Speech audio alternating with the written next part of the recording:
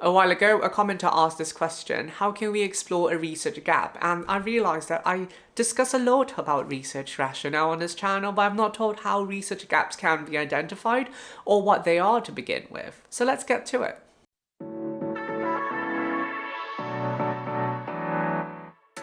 Hi, I'm Ken and I teach research at 2 UK universities and run a business guiding masters and PhD students on research.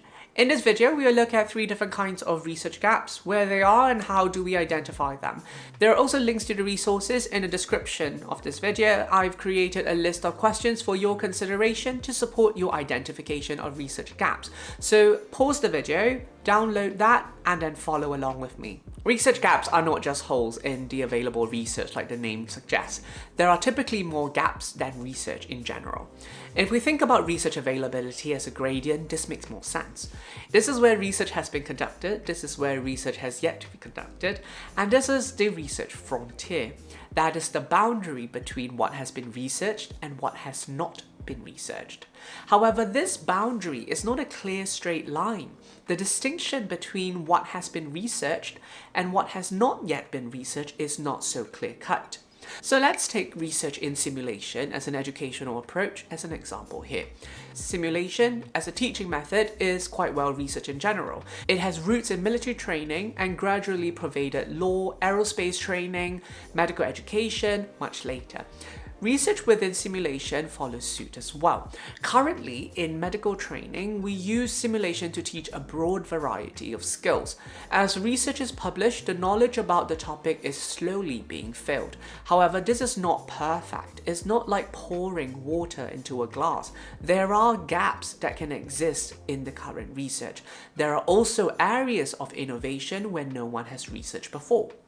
Closer to the research frontier, the gaps become larger. A lot of these research are highly innovative, using new theories, technologies, training new skills that do not have as much research. Beyond that research frontier, we have completely unexplored areas that are beyond our current knowledge. In the past, this was the use of virtual reality for simulation and the use of AI, and now it can literally be anything. As researchers, we develop knowledge by building on previous research and filling gaps. But our research can be very patchy, and there are gaps in our current knowledge, in the boundaries of our knowledge, and gaps that are beyond our understanding or innovation. Therefore, there are 3 different kinds of gaps. When it comes to master's and PhD student research, as educators, we are not expecting you to come up with something completely new because that comes with very complex studies, large research funding, ethical issues to resolve, etc. So your focus needs to be on the gaps between the current research and the gaps at the boundaries of the research. Gaps between current research is always tricky to identify. You will need to have an intimate knowledge of the research studies to even conceive where the gaps may even be. Additionally, without a systematic search of the literature, you're likely to miss these gaps. You will need to be very detailed in the way you read the literature.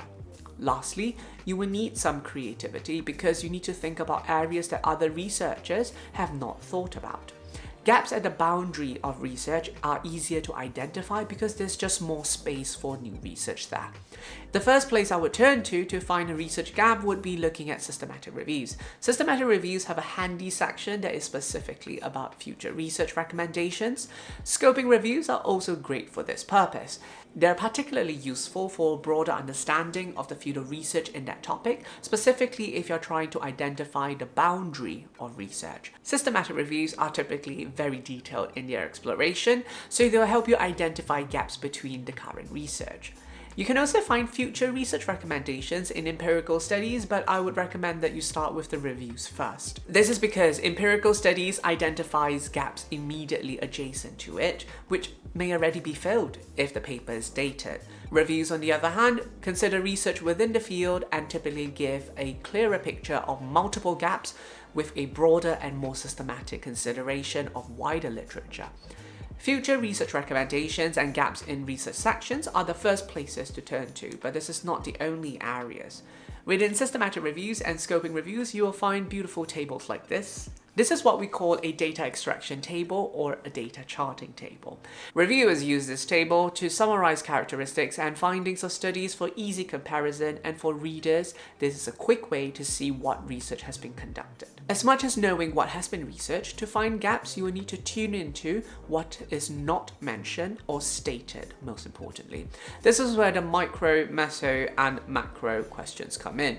Like and subscribe if you want more free resources and YouTube guides on student research and international student related concerns. Also, do share these videos with your friends who are experiencing the same difficulties as well. The micro, meso, macro questions are a list of questions I've developed that can help you with identifying research gaps by prompting you to think at different levels.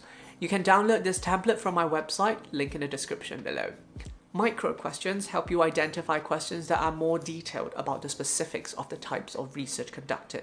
They largely have to do with populations being studied, sample, research methodology, analysis methods, etc. This can help you identify gaps immediately adjacent to the studies or gaps in the current research. For example, if the research is focused on quantitative exploration of learning outcomes of simulation curriculums for teaching suturing skills to medical students, then maybe there is a gap for a piece of qualitative study to explore their experiences and difficulties with the simulation curriculum. The Meso questions help you take a step back to think about things at a broader level.